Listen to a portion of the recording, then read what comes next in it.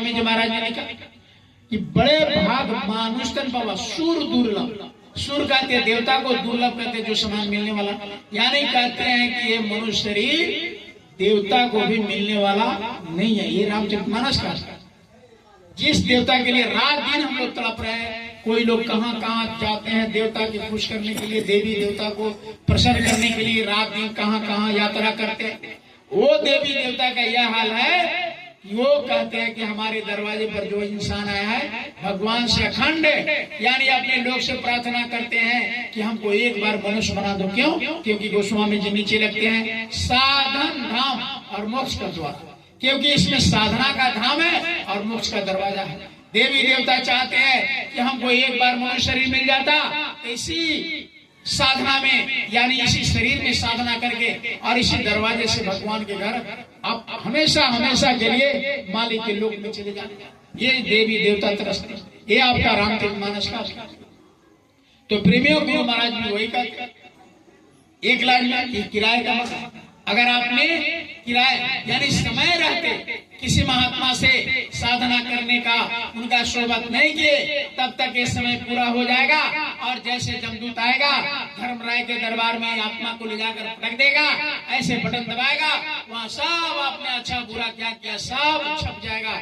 आंख से कितना गलती किया, नाक से कितना गलती किया, कान से कितना गलती किया, पैर से कितना गलती किया, हाथ से कितना गलती किया, जबान से कितना गलती किया, इंद्रियों से कितना गलती किया, सब छप जाएगा। ऐसे बटन दबा देगा, भेज देगा नरकों में, दुचकों में भेज देगा, फिर वहां से छुटकारा हमारा और आपका नहीं होगा। इसलिए गुरु महाराज ने कहा कि कोई पहुंचे हुए कोई साधक को, कोई संत को जो उस मालिक के दरबार में आते और जाते हो, वैसे का स्वागत कर लो, उनका उंगली पकड़ लो कि तुमको भी पार।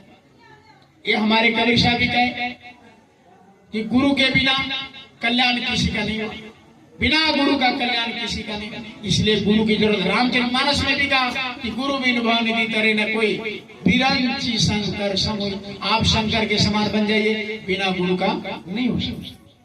इसलिए हर जगह लिखा हुआ है कि गुरु के बिना कल्याण नहीं होगा। इसलिए गुरु महाराज भी कहे, ये कभी नहीं कहते मेरे पास आओ, कहा कि जो महापुरुष उस मालिक से मिले हो, मालिक के दरबार में आते जाते हो, उनके चरणों में चले जाइए और ये मनुष्य शरीर कल्याण करा लीजिए। नहीं तो ये मनुष्य शरीर से प्राण निकलेगा, फिर ये आत्मा को ले जा करके नरक और दोजख में डाल देगा। अगर आपने भजन नहीं किया, भक्ति नहीं किया, तो इस आत्मा को 84 लाख योनियों में डाल देगा।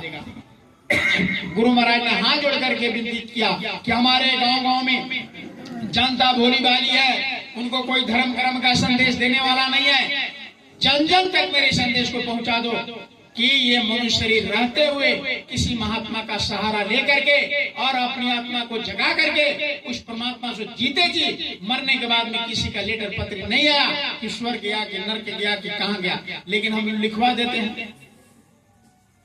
क्या चलवाड़ी ये पगड़ी को नहीं कहते, ये छपवा लिया राम नाम क्या क्या दाढ़ी वाड़ी चाहे कुछ भी, उसको नहीं कहते। संत किसे कहते हैं? संत के पास जाएंगे तब मिलेगा चंदन, ये सब संत नहीं है। ये झाड़ डमरू बजाना भजन नहीं है। भजन किसे कहते हैं? जिसको भजा नहीं जा सके, भजना, जिसको भजा नहीं जा सके, स्वयं भजा जा रहा है। इसी को ब्रह्मानंद जी महाराज ने जब साधना करके गए और उन्होंने कहा कि बीन बजावे निश्चित बाजे, घंटा शंख नगारी रे, अब बैरा सुनी सुनी मस्त होते, देखे सुनी बिसारी रे, अचरा देखा भारी साधु, अचर देखा भारी रे, अब बीन भूमि का महल बना है, तामे जोत व्यापारी रे, अंधा देखी देखी सुख पावे, बात बतावे सारी रे, अचरा देखा भारी साधु। इतना बड़ा अच्छा है। बहिरा सुनता है और अंधा ये रास्ता है। तो आप चाहिएगा ऐसे ही 1 घंटे में समझ लेने, और आप चाहिएगा कि 1 घंटा में हम विद्वान बन जाए, 1 घंटा में हम ये सारे उत्तर यानी प्रश्न का जवाब हमको मिल जाए। ये जिंदगी गंवा दिया जाता है, 4 जन्म लग जाता है इस भक्ति को करने में। पहले जन्म भक्ति का, दूसरे जन्म में नाम, और तीसरे जन्म जब उस मालिक का गया होगा, चौथे में निधाम, चौथे जन्म लग जाते किसी को। अब किसी को तो 84 लाख जोनी से छुटकारा नहीं मिलता है। इसीलिए वो बता रहे थे हमारे कि गुरु महाराज ने कहा कि वहाँ हिसाब हो जाएगा और वहाँ डाल देगा, फिर से शरीर आपको नहीं मिलेगा। इसलिए कोई जानकार किसी को खोजिए, किसी को बाबा जी नहीं कहते, कोई महात्मा उसी को कहते हैं महात्मा। संत किसे कहते हैं? साफ साफ महापुरुषों ने कहा कि संत कहते किसको? फेस का नाम संत नहीं, कहा कि संत वही जो शब्द से नहीं, शब्द बिना दूसर नहीं कोई, शब्द कमावे सो गुरु पूरा, और उनके चरणन के बन जा धूरा। और पहचान करो मत कोई लक्ष्य लक्ष्य देखो, शब्द से नहीं। शब्द मतलब word is God, God is word. जो ऊपर से आवाज आ रही है, जिसको ब्रह्मवाणी वेदवाणी कहा गया, ऊपर से भजन हो रहा है, ऊपर से कीर्तन हो रहा है, आपके घट में हो रहा है, आपके अंदर हो रहा है, उसको जो सुना दे वही समझ, बाहर से नहीं।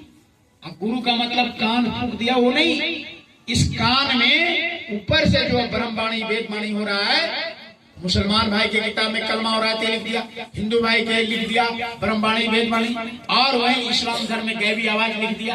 अब जो आप समझ लीजिए वो आवाज अंदर में, और हमारे कबीर साहब ने अनहद धुनी कह दिया, अनहद नाद कह दिया, तो वो आपके अंदर उतर रहा है, उसको जो सुना दे वही समझ। सभी गुरु नहीं है, साफ साफ उन्होंने कह दिया कि अंधा गुरु बैरा चला हो नरक में, यानी वो गुरु नहीं। गुरु का मतलब जो देखता हो, इस आंख से नहीं, दोनों आंखों के बीच में दिव्य दृष्टि जहां, इसी को दरवाजा कहा कि कभी हमारे गोस्वामी जी महाराज ने कि आंखी मध्य पाखी चमके, पाखी मध्य द्वारा अत्ते भी दूरबीन लगा लो उतरे भोजन पर। इस भवसागर से पार अगर जाने का है तो इस दोनों आंखों के बंद करके और दोनों भावों के बीच में, यहाँ आंखी मध्य पाखी चमके, मध्य करते बीच में, दोनों आंखों के बीच में जहाँ माताएं बहन बिंदिया लगाती है और भाई लोग चंदन करते हैं, ये दोनों भावों के बीच में दरवाजा है उस मालिक के घर जाने का, जिसको दिव्य दृष्टि कहते हैं, ज्ञान चक्षु कहते हैं, थर्ड आई कहते हैं, सोल कहते हैं, नूर कहते हैं। बात एक ही हुआ, अलग अलग भाषा में महात्माओं ने कहा, कोई तीसरा नेत्र कहते हैं, कोई शिव नेत्र कहते हैं। तो ये जब तक नहीं खुलेगा आप अंदर के जलवा नहीं देख सकते, और इसको वही खोल सकता है जो खुद को खोल दिया, और वही आपको दिखा सकता है और वही आपको सुना सकता है। क्योंकि इसी दिव्य दृष्टि में ये जो जीवात्मा का कान, एक कान है, एक आंख है, एक नाक है, इसी नाक से वहाँ के खुशबू को सुना जा सकता है, इसी कान से वहाँ के शब्द को सुना जा सकता है, और इसी आंख से अंदर का। ये तो बाहर का दो आंख है, चर्म आंख कहा गया, जो नश्वर चीज है, जो फना होने वाला है, जो खत्म होने वाला है, इस आंख से दिखाई देगा। लेकिन जो अंदर का आंख है, वो अंदर के उस प्रभु के, परमात्मा के, ईश्वर के सच्चा जो रूप है, उस आंख से देखा जा सकता है। बता रहा हूँ तुम हमको